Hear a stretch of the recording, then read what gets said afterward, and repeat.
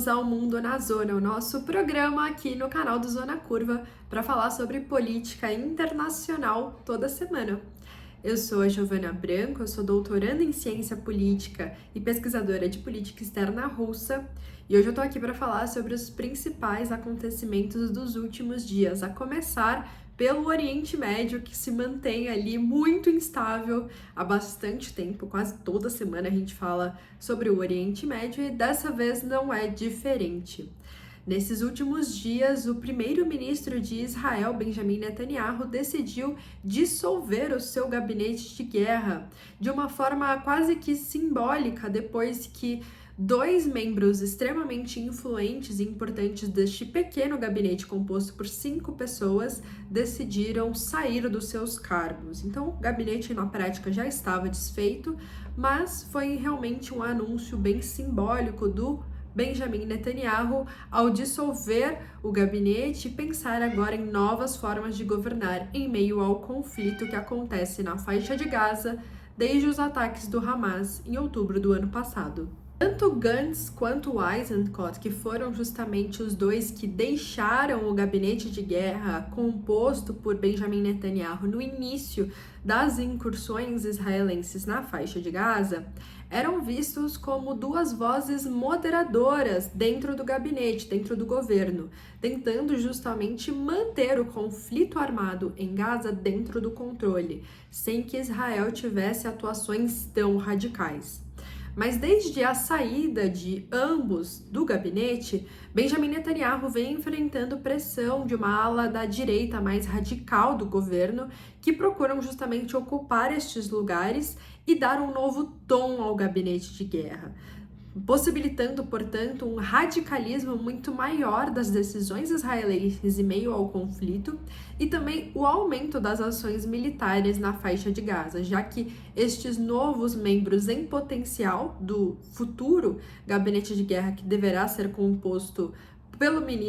primeiro-ministro Benjamin Netanyahu, podem pressionar por uma atuação muito mais violenta por parte de Israel na faixa de Gaza. Inclusive, esta parte do governo israelense, essa parte bem mais radical da direita, já tem várias declarações nesse sentido, justamente pressionando o governo por uma atuação mais dura, mais violenta, para que nenhum membro do Hamas sobreviva a estes ataques,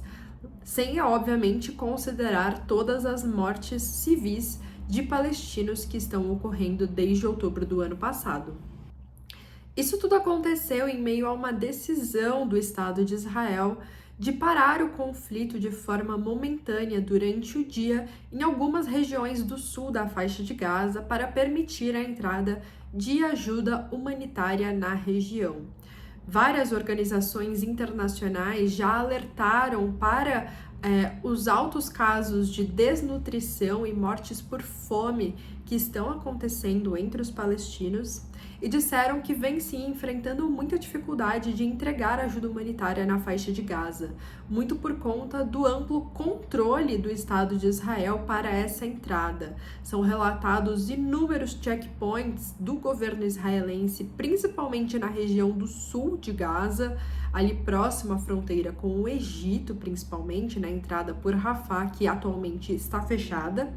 e que nesses checkpoints os caminhões de ajuda humanitária ficam parados por horas, se não dias, ou mesmo têm a sua entrada completamente vetada, negada pelo governo israelense, e que isso tudo vem se transformando num problema na medida em que a população palestina vem morrendo cada vez mais de fome, de sede e também pela falta de insumos básicos de saúde, como medicamentos simples. A ONU, inclusive, fez uma declaração sobre essa decisão de Israel, dizendo que ela é muito bem-vinda, embora não seja suficiente para controlar a catástrofe humanitária que vem acontecendo justamente por conta dos ataques israelenses na região. e várias organizações não governamentais voltadas para a ajuda humanitária na região do Oriente Médio, especificamente agora na faixa de Gaza, disseram que não receberam informações completas do governo israelense sobre quais são exatamente as rotas em que não aconteceram ataques militares e por qual período essas instituições poderão ou não ajudar as pessoas na Palestina. É preciso dizer que já há vários relatos de membros dessas organizações não internacionais que fazem essa ajuda, que foram, de alguma forma, violentados ou, no mínimo, atacados ao entrar na faixa de Gaza, justamente pelo desespero das pessoas que estão ali naquela região, que não têm acesso a água e alimentos e a medicamentos. Então, vários dos caminhões que conseguiram entrar na faixa de Gaza foram saqueados e os seus motoristas e membros das organizações também foram, sofreram com a violência desta população que está cada vez mais em crise em Gaza. Agora a gente vai falar sobre a Rússia, já que o governo russo confirmou a visita de Vladimir Putin à Coreia do Norte. É a segunda visita que ele faz à Coreia do Norte em 9 meses, o que é bastante coisa em termos diplomáticos. E isso tudo acontece em meio a um estreitamento das relações entre a Rússia e a Coreia do Norte. Justamente no contexto atual de conflito entre a Rússia e a Ucrânia, a Coreia do Norte vem cada vez mais se tornando um aliado importante para os russos, na medida em que eles fornecem, por exemplo, armas convencionais para o exército russo, que vem cada vez mais precisando disso nos frontes de batalha. Embora a Rússia seja uma grande produtora de armamentos, ela precisa de armas convencionais que neste momento vêm sendo importadas da Coreia do Norte. Então, é realmente uma visita diplomática, mas que tem aqui um tom político bem forte por conta desses laços, sobretudo econômicos, mas também geopolíticos, né? Pensar que a Coreia do Norte é entendida pela grande parte dos países ocidentais como um estado pária, mas agora vem se transformando em um aliado muito importante para a Rússia em meio ao seu conflito com a Ucrânia, e em meio também a esta troca de alianças que a Rússia vem fazendo ao longo dos últimos 2 anos e meio. Então, se antes a Rússia tinha muitos laços, sobretudo econômicos, com os países da União Europeia, atualmente a gente percebe uma certa virada para o leste, na medida em que a Rússia se concentra muito mais na China, na Índia e também agora na Coreia do Norte e no Irã, transformando essas parcerias que eram incipientes há alguns anos atrás, agora em parcerias muito maiores. Então é óbvio que neste contexto geopolítico, isso é uma vantagem para o governo de Kim Jong-un, que pela primeira vez vê o seu país como um grande aliado de uma grande potência. Agora a gente vai falar sobre a Conferência para a Paz que a Ucrânia organizou na Suíça, justamente para discutir potenciais finalizações e resoluções para o conflito armado com a Rússia. Este evento aconteceu entre os dias 13 e 16 de junho, foi organizado inteiramente pela Ucrânia, na Suíça, um país neutro, e recebeu diversas delegações de todo o mundo que se propuseram justamente a discutir o tema do conflito na Ucrânia, mas principalmente as suas resoluções. O documento final foi assinado por mais de 80 países e ressaltou alguns pontos bem importantes, sobretudo a necessidade e a importância de manter a integridade territorial da Ucrânia para qualquer tipo de processo de paz e resolução do conflito. Então, mostrando justamente que mais de 80 países entendem que manter o território ucraniano completo da forma que ele era antes mesmo do conflito armado começar é crucial para que exista uma verdadeira paz entre esses países. Caso contrário, a gente pode ver justamente a retomada de um conflito armado no futuro. E é interessante que o próprio presidente ucraniano, Volodymyr Zelensky, disse em uma declaração ao final da conferência que estaria pronto para falar sobre a paz com Vladimir Putin amanhã, se fosse necessário, caso a Rússia retirasse as suas tropas de todo o território ucraniano, mostrando que, para os ucranianos, qualquer tipo de negociação de paz só vai acontecer depois de que for fechado um cessar-fogo e o fim do conflito armado, né? De fato, a retirada do exército russo. Enquanto para os russos é muito mais interessante que as negociações aconteçam enquanto o exército russo está no território, justamente porque isso confere aos russos maior vantagem, maior pressão política sobre os ucranianos. Embora estes países que assinaram essa declaração final do evento, esses mais de 80 países, tivessem reforçado a necessidade de integridade territorial da Ucrânia, por exemplo, permitindo que a Ucrânia retomasse os seus portos marítimos e também o controle da usina nuclear de Zaporizhia, que atualmente está sob controle russo, eles também reforçaram a ideia de que é necessário, para que exista paz nesta região, que as conversas sejam entre todas as partes. Eles utilizaram uma linguagem neutra na hora de falar sobre isso, mas no fundo eles estão reconhecendo que qualquer negociação de paz precisa incluir a Rússia e que, embora a Conferência para a Paz organizada pela Ucrânia seja importante, tenha de fato ali um elemento diplomático que é relevante no sistema internacional, ainda assim, que para que exista de fato a paz, a Rússia precisa ser uma das participantes dessas conferências, né? Então, enquanto Rússia e Ucrânia organizarem eventos pensando no fim do conflito, mas sem incluir uma a outra, não há de fato espaço de negociação, espaço de barganha entre estes lados. Então, é uma forma de alguma forma, abrir algum tipo de concessão para os interesses ucranianos, né? De dizer que sim, a integridade territorial é relevante, mas que a Ucrânia precisa começar a negociar com a Rússia e vice-versa, para que de fato exista algum tipo de objetivo conjunto para finalizar esse conflito.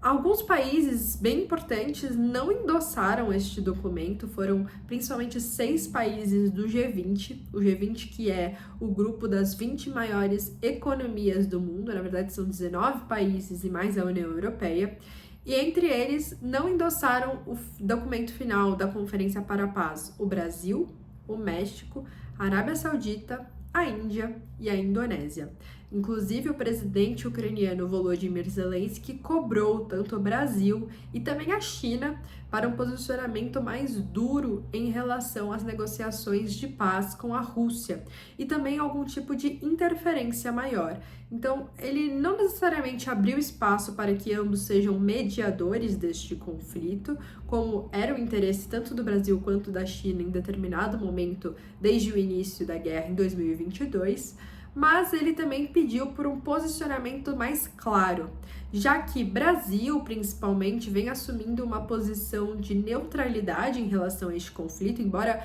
de alguma forma critique a atuação militar da Rússia, continua sendo um aliado bem importante, e a China também tem essa mesma posição, né, de criticar a guerra, mas não se afastar da Rússia, sobretudo em termos econômicos. Então, neste momento, a Ucrânia pede algum tipo de posicionamento mais claro frente ao objetivo da paz, que seria um objetivo comum global, e também que eles pudessem ajudar de alguma forma nos processos de negociação.